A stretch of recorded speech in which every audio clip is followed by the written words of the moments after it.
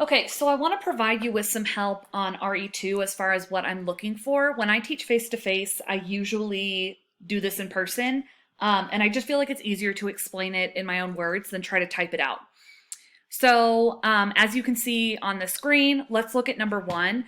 So, think about cultures or that sounded weird, or co-cultures that you belong to. The reason I open it up to co-cultures is because I understand that some people don't know their culture, ethnicity, background as much, and the point of this isn't for you to go to like ancestry.com and do something like that.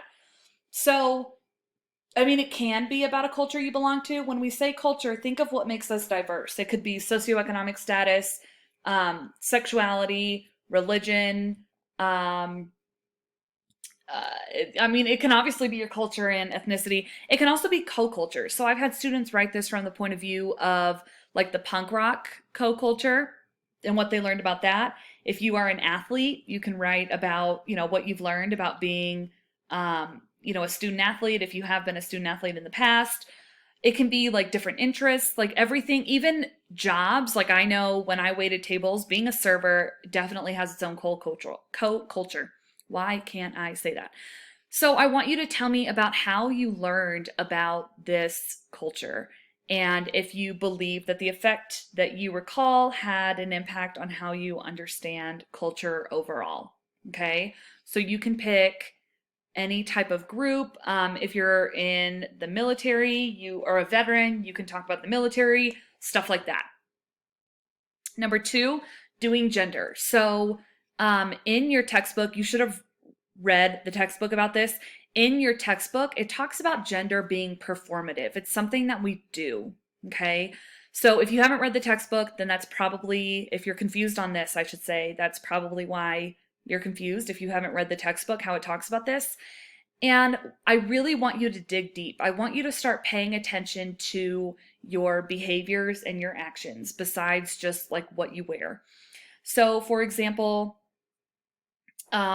maybe if you are interested in a certain music style, maybe around your friends that are the same gender as you, maybe you kind of hide that because that's not the most masculine thing or that's not the most feminine thing or whatever. Okay.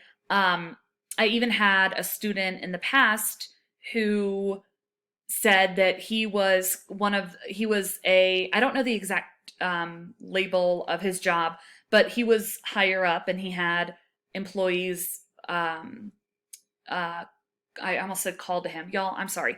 He had employees answer to him that were under him, so he was in charge of employees, and he worked on a construction company, and that's a very hyper masculine job, stereotypically. But also, I've had students confirm that, and he was gay, and he said that that really impacted, when they would share stories about women, and he couldn't relate, but he didn't feel like coming out to them. So how did he manage his masculinity in a way that could manage that boss employee relationship, but still? So he talked about that. I know that's a very specific, narrow example, but I really want you to think about your gender and how you do quote unquote gender.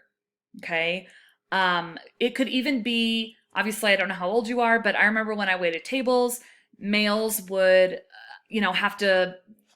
have to make excuses for ordering quote unquote girly drinks. They were like, oh, it's because heaven forbid a guy orders anything but a beer or like a whiskey sour.